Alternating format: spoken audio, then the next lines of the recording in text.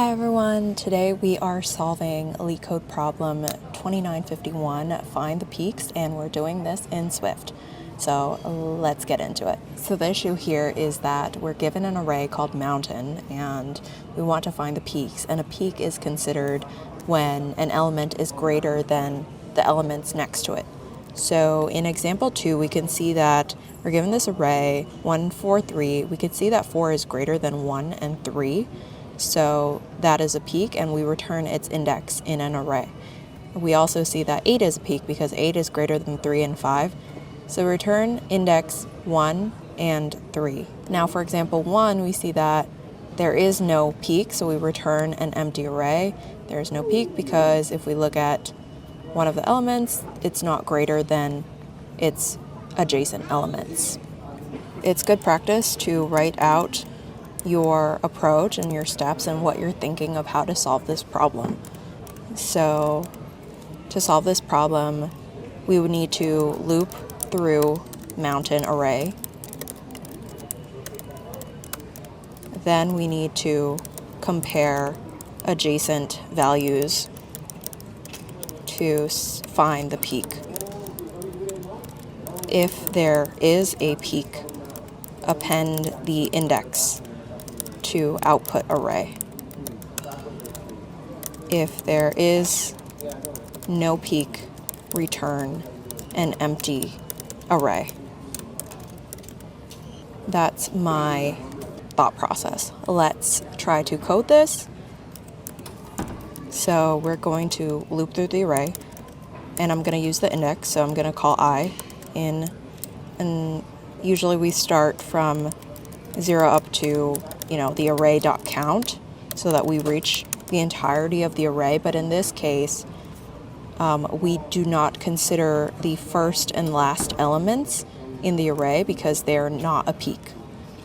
So we're going to start at index 1, so that would look like starting at element 4, and then we do not want to reach the last element in the array, so we're going to subtract 1 from the length of the array so that we stop one element before the end of the array. So what this looks like in example 2 is we would start from 4, we'd go to 3 to 8, and we'd stop there. So now we need to get the current value, the previous value, and the next value. Let's do let current is equal to the element at index I. So the index is currently 1. That element is 4 if we were looking at example 2. So index 1, the element is 4. And we want to compare that to 1 and 3. So for element 1, I'm going to call that prev. Prev is equal to I minus 1.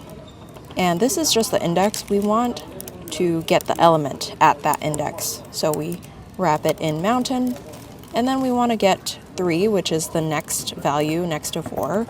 So we say let next is equal to mountain at I plus 1.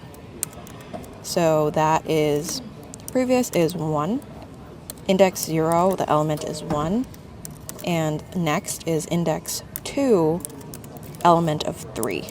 So, and now we compare. We say if cur is greater than previous and cur is greater than next, then we append to the output. And let me create my output array is equal to an empty array of integers. So we say output dot append the index. So we're saying at this point, if we're looking at example 2, we're comparing 4, which is cur. We're saying, is 4 greater than 1? Yes. 1 is previous.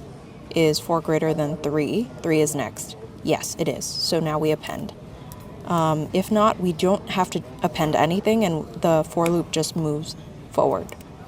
And then once we exit the for loop, we return the output array. Now let's look at example 1. So let's go through a dry run of example 1. I'm going to put it in my comments section here. So currently I starts here at index 1. And our current is 4. So let me delete this. So we're saying, is 4 greater than 2? It is. But that's only one part of the if condition. And then we say, is 4 greater than 4? Over here, it is not. So we do not go into this if statement. And then it ends and it returns an empty array because output has already started out as an empty array. Let's run this, see what happens. Awesome, both cases are accepted. Let me delete my comments and let's submit this.